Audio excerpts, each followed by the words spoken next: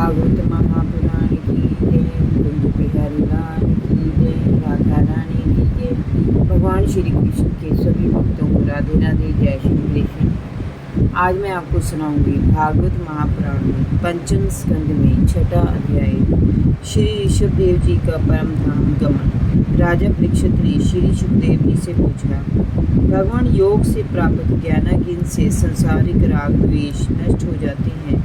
ऐसे योगी सर्वथी सिद्धियों के स्वामी हो जाते हैं। फिर भगवान ऋषभदेव ने उन्हें स्वीकार क्यों नहीं किया? श्री सुखदेव जी ने कहा, राजन, संसार में जैसे चलाक व्याध मीन्स शिकारी अपने द्वारा पकड़े गए मृग का विश्वास नहीं करता, उसी प्रकार बुद्धिमान लोग इस चंचल चित्त का भरोसा नहीं करते।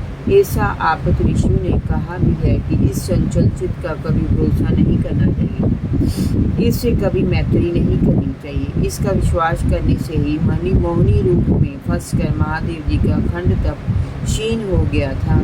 जैसे व्याभिचारिणी स्त्री पर पुरुष से अपने विश्वासी पति का वध करा देती है, उसी प्रकार जो योगी अपने मन पर विश्वास करते हैं वे मन के वशीभूत होकर काम क्रोधादि शत्रुओं के आक्रमण से अपनी साधना को नष्ट कर डालते हैं। ये मन काम, क्रोध, मद, लोभ, मोह और भय तथा कर्म बंधनों का उद्गम स्थल है।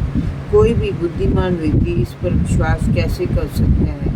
भगवान ऋषभदेव यद्यपि समय श्री हरि के अंश थे, उनके अवतार थे, परंतु मूर्ख पुरुषों की भांति आचरण करके वे अपने सत्य स्वरूप को छिपाए रखते थे। उन्होंने योगियों को देह त्याग की विधि सिखाने के लिए ही अपना शरीर छोड़ा था। उन्होंने अपने अंतःकरण में परमात्मा के स्वरूप के साथ योग करते हुए अपनी संपूर्ण वासनाओं और वर्जनाओं को नियंत्रित किया और शरीर के अभिमान से मुक्त होकर भगवान में लीन हो गए। उन्होंने अपना ये शरीर कर्नाटक प्रदेश के कूटकाचल वन में बांसों के झुरमुट के पास छोड़ा था। बाद में दावानल भड़क उठने से उस वन में आग लगी और ऋषभदेव जी का शरीर जलकर भस्म हो गया। राजन, कलयुग में जब अधर्म पूरी तरह पनप जाएगा, तब कुटक देश का बुद्धिहीन राजा अरहत वहाँ के लोगों से ऋषभदेव जी के जीवन और आचरण तथा कर्मों का उपदेश सुनकर उसे ग्रहण तो करेगा, परंतु लोगों के पूर्व संचित पाप कर्मों के वशीभूत होकर वह अपने धर्म को भूल जाएगा और निर्भय होकर पाखंड पूर्ण कुमार्ग का प्रचार अपनी दुर्बुद्धि से करेगा।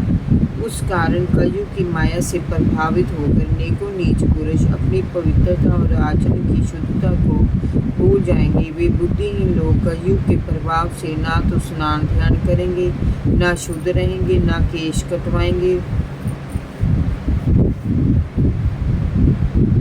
और ईश्वर का अपमान करते हुए पाखंड पूर्ण कर्मों को अपने मनमाने रूप में स्वीकार करेंगे। वे वेदों, ब्राह्मण और यज्ञ पुरुष भगवान विष्णु की निंदा करने में पीछे नहीं रहेंगे। वे अपनी स्वच्छंद वृत्ति से मतवाड़े होकर घोर नरक में गिरेंगे। राजन, भगवान का ये अवतार संसारिक राग रंग से भरे हुए लोगों को मोक्ष का मार्ग दिखाने के लिए हुआ था।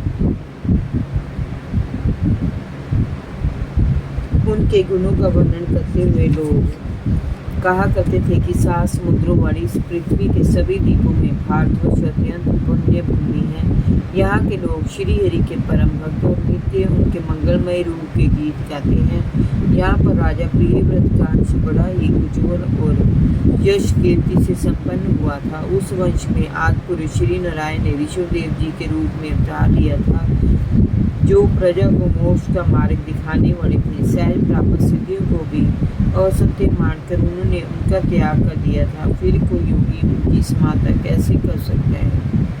राजन, इस प्रकार संपूर्ण वेदों, लोक देवता, ब्राह्मण और गौओं के परम गुरु भगवान ऋषभदेव जी का पावन चरित्र मैंने तुम्हें सुनाया। ये चरित्र मनुष्य के सभी पापों को हरने वाला और मोक्ष के मार्ग पर ले जाने वाला है। जो लोग नित्य भक्ति भाव से चरित्र को सुनते सुनाते उन्हें सहज भगवान वासुदेव की प्रीति प्राप्त हो जाती है। राजन, भगवान श्री कृष्ण पांडवों और यदुवंशियों के मित्र, सखा और रक्षक हैं। वे उनके इष्ट और गुरु दोनों हैं। वे उनके हर कार्य को सेवक की भांति करने में भी पीछे नहीं रहते। वे अपने भक्तों के लिए सदैव तैयार रहते हैं, उन्हें मुक्ति प्रदान करते हैं। परंतु मुक्ति से भी बढ़कर जो भक्ति योग है वह किसी किसी को ही प्राप्त होता है, क्योंकि उसके लिए पूर्ण समर्पण भाव की आवश्यकता होती है। हम उन ऋषिदेव जी को यहाँ नमन करते हैं जिन्होंने निस्वार्थ भाव से चिरकाल तक संसारिक भोग वासनाओं में पड़े हुए लोगों को मोक्ष का मार्ग दिखाया। जय जय श्री राधे।